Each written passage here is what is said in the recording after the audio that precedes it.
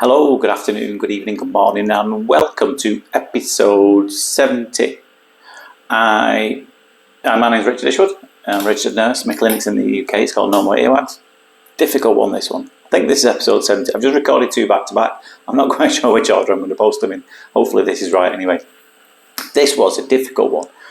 Really difficult, really frustrating. Quite deep down. There's just one ear in this lovely lady.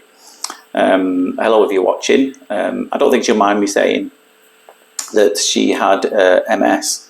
Now that can sometimes, there's a reason why I just came out then, by the way, can get a bit of a tremor sometimes, a bit of a wobble and a jiggle, which makes it even more difficult. Obviously it's really important that everyone's still during this procedure, you know, but sometimes you just have to work around conditions that people have.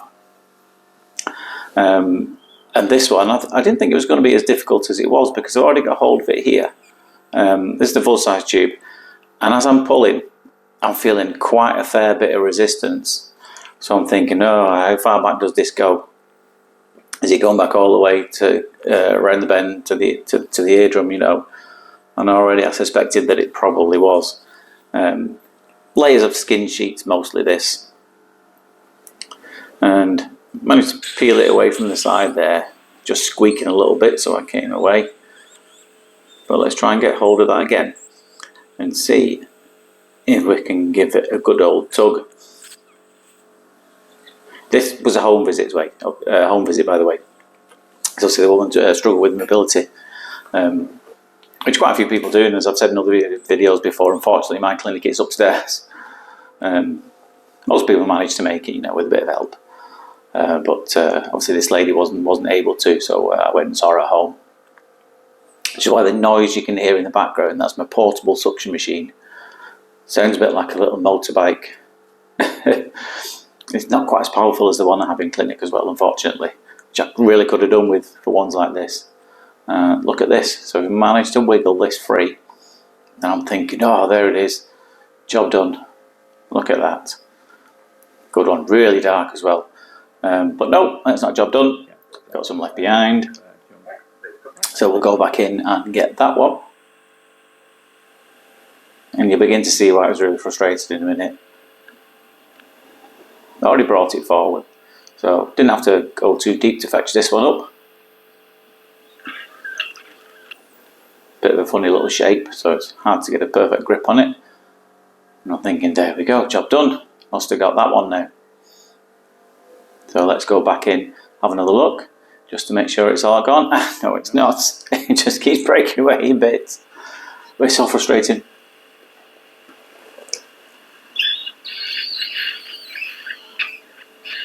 Now at this point I thought, no, this has to be the last one, this.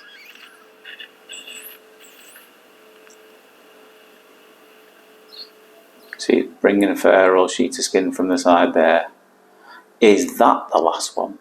No, it's not. And this is where it starts to get even more tricky, this, because as you can see, that bit there, it is pretty much sat on the eardrum, and as we found out later, it's stuck to the eardrum. So yeah, bits are coming away, but it is so dense, it's dark, it's black, it's proper wedged in there.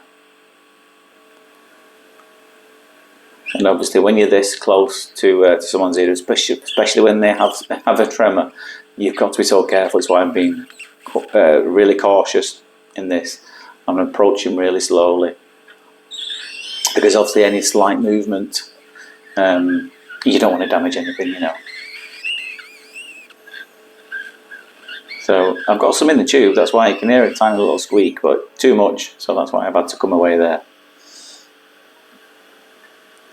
So let's try again. And we've got to stick with a full-size tube. There's no way a fine-inch tube has got the amount of power that you need to pull something like this out. And you can see, it's got a good grip there. But what I could see, actually, I only noticed when I watched it back, you can see the eardrum flexing.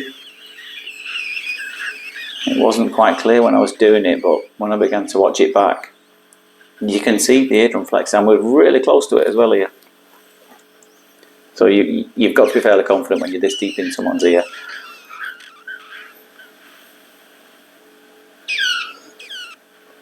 But as you can see, it's just not budging. It's just not wanting to come.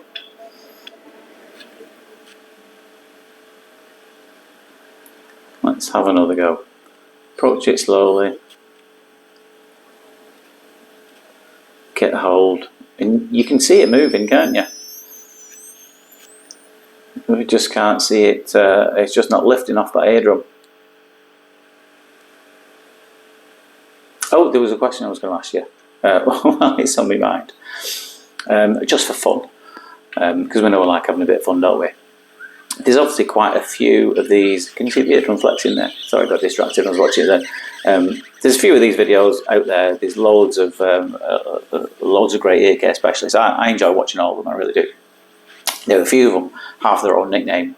Obviously, I think the most famous will be the Mr. Whisperer himself, who's amazing, an absolute legend. But I wondered if anyone was going to think of one for me, what would it be? Answers on a postcard. Let me know. I'm not saying I'm going to use it, but I think I think it would be quite amusing seeing what you guys come up with for what you would call me. I'd be called all sorts under the sun. It really doesn't bother me. It's got it drove my head in one ear out the other ear. I don't even any of the not too pleasant comments. I really don't care. I don't give a monkeys. They'll do your worst. But it'd be interesting to see what you guys come up with. So I think what I've done, I'm not sure if I've done it here or in the next clip, is we realised pretty quickly how stuck this thing was. So we threw a load of oil in. I think it might have been just here. Hoping that it would just be enough to get behind this plug, or even just behind the edges of it, just so we could unstick it from the eardrum. Because I don't want to be spending any longer near the eardrum with something like this than is absolutely necessary. It'll also help us get a bit of a better grip as well. If there's loads of oil here. Now if you keep coming back, it's because I keep coming back and I'm thinking in my own head, which part should I try for?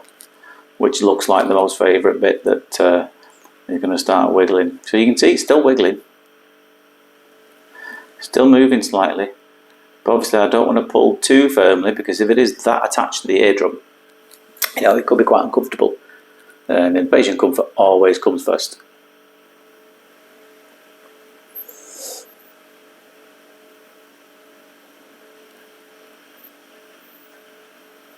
But it's just not budging. It was at this point where I was considering, should we just go for the irrigation, just a few squirts of water, you know, which we actually ended up doing in the other ear. We ended up with one not too dissimilar than this, but it was literally like just a little black sheet that was on the eardrum, and I decided it wasn't worth the risk, especially with what we had to go through to get this out. So there is a time, in my opinion anyway, there is a time and a place for some irrigation. It can work very well, and it can be a bit safer too. You don't want to overdo it, obviously. Be constantly squirting water in someone's ear. But again, did you just see it flex a little then as well? Which is why I'm pulling really gently. There it goes! And you can see this thing slid up from down in that trench. The little dip just before the eardrum. And there it is. Yeah, it's left a few marks around there, but eardrum's intact. There's no way I'm going down fishing for them little bits that are left on there. But I hope you enjoyed that one. I hope you didn't get as frustrated as me watching it, because it's really frustrating, difficult one, that. But very rewarding once we did it, and obviously the lady noticed a huge difference. Hello, if you're watching. I hope you can hear everything you want to hear now. If not, come back. I'll come back next week and I'll put it back in for you. Anyway, hope you enjoyed that. But for now, take care of yourselves. I'll see you later. Bye bye.